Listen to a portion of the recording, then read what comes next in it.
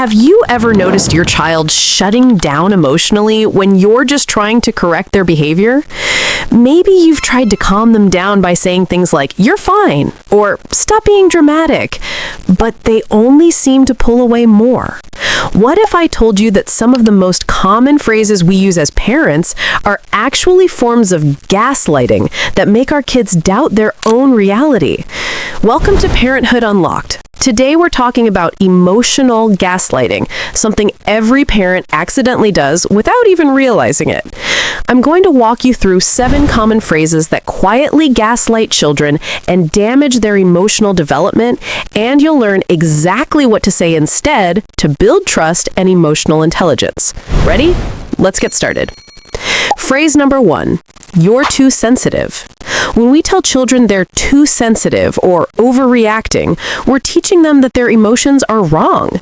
We're essentially saying their internal experience isn't valid, which is the foundation of gaslighting. Kids learn to distrust their own feelings and suppress what they're truly experiencing. Picture this. Your daughter comes home crying because her friend excluded her at recess. Instead of validating her pain, you say, "Don't be so sensitive. Kids do that sometimes." She hears, "Your hurt isn't real. You're the problem, not what happened to you."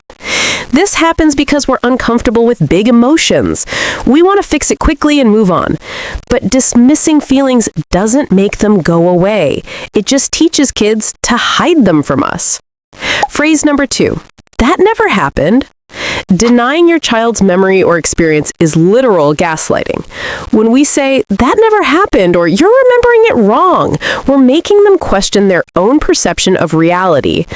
This is incredibly damaging to a developing mind that's still learning to trust their own judgment. Imagine your son says, "Remember when you promised we go to the park last weekend?" And you respond, "I never said that. You're making things up." Even if you genuinely don't remember, flat-out denial makes him think he can't trust his own mind. Children have developing brains, and sometimes they do misremember. But the way we handle these moments determines whether they grow up trusting themselves or constantly second-guessing their reality. Phrase number 3, "Stop crying or I'll give you something to cry about." This phrase teaches children that expressing pain leads to more pain. It tells them their current emotions aren't valid enough to warrant tears, and if they continue showing feelings, they'll be punished. This creates adults who can't process emotions and bottle everything up until they explode. Your toddler drops their ice cream and starts crying. You say, "Stop crying right now or we're going home." What they learn: showing sadness is unacceptable, emotions are dangerous, and you're not a safe person to be vulnerable with. We often use this phrase when we're overwhelmed or embarrassed by our child's public display of emotion. But punishment for feelings never works. It only drives a wedge between parent and child. Phrase number 4, "You're making me do this." Saying, "You're making me yell," or "Look what you made me do," shifts responsibility for adult behavior onto the child. It teaches kids they're responsible for managing their parents' emotions and actions, which is a massive burden no child should carry. Your child refuses to clean their room, and you explode, "You're making me so angry right now. This is your fault." They internalize, "I'm responsible for mom's emotions. When adults lose control, it's because of me." This phrase comes from our own lack of emotional regulation. When we feel out of control, it's easier to blame our kids than to admit we need to manage our own reactions better. But our responses are always our responsibility, not theirs. Phrase number 5, "You're fine." When a child falls, gets scared, or feels hurt, and we immediately say, "You're fine, get up, let's go," we're overriding their internal experience with our external judgment. We're telling them what they feel isn't real, which disconnects them from their own body and emotions. Your preschooler bumps their knee and starts to cry. Before they even process what happened, you say, "You're fine, get up, let's go." They learn, my pain doesn't matter, I can't trust my body signals, and asking for comfort is weak. We say this with good intentions. We want them to be resilient and not overreact to minor bumps. But there's a difference between encouraging resilience and denying someone's lived experience. Let them tell you if they're fine. Phrase number 6, I never said that. When we completely deny having said something, especially when our child clearly remembers it, we make them question their sanity. This is classic gaslighting behavior that creates long-term trust issues and self-doubt. Your teenager brings up a promise you made last month and you snap back, I never said that. You're putting words in my mouth. Even if you truly don't remember, the absolute denial makes them feel crazy. Sometimes we genuinely forget things we've said. We're human. But the way we respond to these moments with curiosity or with denial determines whether we build trust or erode it. Phrase number 7, why can't you be more like your brother? Comparing children to their siblings or peers tells them who they are isn't enough.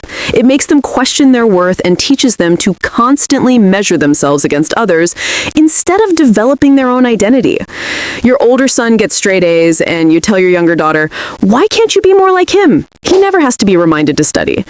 She hears, you're a disappointment. You're not enough as you are. Comparison comes from frustration and wanting the best for our kids, but it destroys self-esteem, ruins sibling relationships, and creates lifelong feelings of inadequacy that no amount of achievement can fix. Now that you know these 7 phrases and why they're harmful, let's talk about what you can do when these situations come up. The good news is there are simple ways to validate your child's feelings while still setting boundaries and teaching important lessons. First, practice the pause. When you feel one of these phrases coming, take a breath before responding. This 3-second pause can completely change the trajectory of the conversation. Instead of, you're too sensitive, try, I can see you're really upset. Tell me more about what's bothering you. This validates their emotion while opening dialogue. Instead of, that never happened, say, I remember that differently, but I hear that's how you experienced it. This acknowledges their perspective without lying about your own memory. And instead of, you're fine, ask, are you okay? How are you feeling? This lets them assess their own experience. Remember, every child is different, but learning to validate emotions while guiding behavior can make a huge difference in raising emotionally intelligent, confident kids who trust themselves and trust you. If you have your own experiences with phrases your parents used or phrases you caught yourself saying, I'd love to hear them. Drop a comment below and share what works for you. There's no judgment here. We're all learning and growing together. Some of the best parenting insights come from our community sharing real experiences. If you found this video helpful, make sure to hit the like button and subscribe to Parenthood Unlocked for more conscious parenting strategies and emotional intelligence tips. Thanks for watching, and remember, awareness is the first step to change. You're not a perfect parent, but you're here learning, and that makes you a great one. See you next time. Yeah!